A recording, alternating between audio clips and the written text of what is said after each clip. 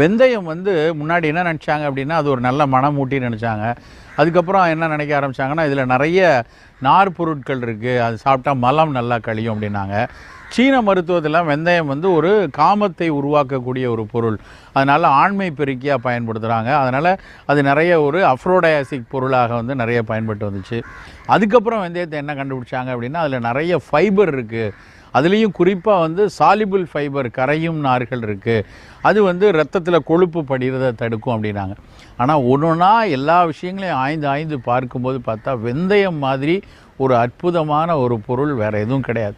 அதில் அவ்வளவு இப்போ நம்ம சொன்ன அத்தனை விஷயங்களும் வெந்தயத்தில் இருக்குது.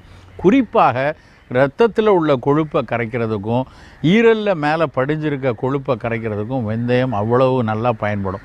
வெந்தயத்தினுடைய கரையும் நார்கள், அந்த சாலிபிள் ஃபைபர் வந்து இந்த கொழுப்பை கரைப்பதில் பயனாகுதுன்னு நிறைய ஆய்வுகள் பல நாடுகளில்